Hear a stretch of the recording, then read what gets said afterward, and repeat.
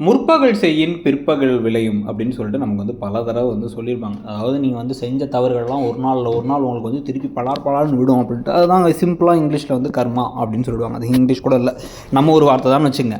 So இப்போ இந்த சமயத்தில் வந்து பார்த்திங்க அப்படின்னா அதே மாதிரி ஒரு விஷயம் இப்போ கோபியோட வாழ்க்கையில் நடக்குது. நம்ம பல தடவை சொல்லியிருக்கோம், கோபிக்கு இவர் செய்கிற காரியங்களுக்கு இங்கேயும் உண்மையாக இல்லாமல் அங்கேயும் உண்மையாக இல்லாமல் கடைசியில் வந்து அவங்க அம்மா சொன்னாங்க அப்படின்னு 50 வயசில் வந்து ராதிகா வந்து தவிக்க விட்டதுக்கெலாம் சேர்த்து வச்சு 2 சைட்லேயும் அவங்க விட்டு போயிடுறதுன்னு முடிவு பண்ணிட்டாங்க.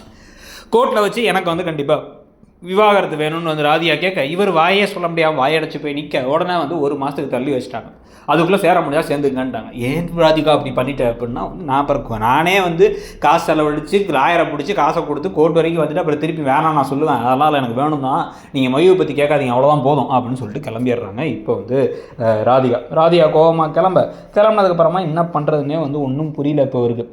அந்த சமயத்தில் பார்த்தா அங்கே பாக்கியா வராங்க. உங்களுக்கு ஒரு உதவி தேவைப்படும்னு நினச்சி நான் வந்தேன், ஹவ் ஆர் யூ அப்படின்ற மாதிரி வந்து ராதிகாவும் பாக்கியாவும் பேச ஆரம்பிக்க, நீங்கள் எப்படி விவாகரத்தை தாண்டி வந்தீங்கன்னு கேட்க, அவங்க எனக்கு எல்லாமே கஷ்டமாக தான் இருந்துச்சு, அப்புறம் போக பழகிடுச்சின்னு சொல்ல, இவங்க 2 பேரும் பேசிகிட்டு இருக்கிறத கோபி பார்த்தோன்னே 2 பேர் விவாகரத்து விஷயத்துலையுமே என்னென்ன விஷயங்கள் நடந்துச்சு அப்படிங்கிற ஒரு கண்ணு மேலே வந்துட்டு போகுது. எப்படிலாம் தப்பு செஞ்சுருக்கோம் நம்ம, அதான் திருப்பி அடிக்குது நம்மளை போட்டு அப்படின்னு சொல்லிட்டு யோசிச்சு அவர் கார் எடுத்து கிளம்புறாரு.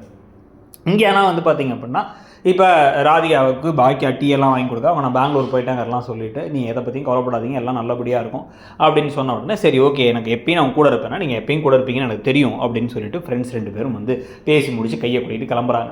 இங்கே வந்து கார் எடுத்து வேறாரு கோபி வந்தோடனே ஈஸ்வரி தான் சரியான சாக்குட்டு மொத்தமாக பிரித்து விட்றான்னு, இப்படிலாமா பேசினாவ அந்த மையு யார் எனக்கு அவன் என்ன ஓன் பொண்ணா, அவள் ஓன் பொண்ணு இல்லை, ஓன் ரத்தம் இல்லை, ஓன் பிள்ளைங்க தான் ஓன் ரத்தம் அப்படின்னு இன்னும் பிரிக்கிற வேலையை எடுத்துகிட்டு இருக்காங்க. கோபிநாத் உங்கள் வாழ்க்கையில் நீங்கள் உருப்படணும்னு நினச்சிங்கன்னா உங்கள் அம்மா விட்டு விலகி இருங்க போதுன்னு சொல்ல வேண்டியது இருக்குது. அதே தான் ஈஸ்வரிக்கு சொல்கிறோம், உங்கள் பிள்ளையை விட்டு விலகி இருங்க.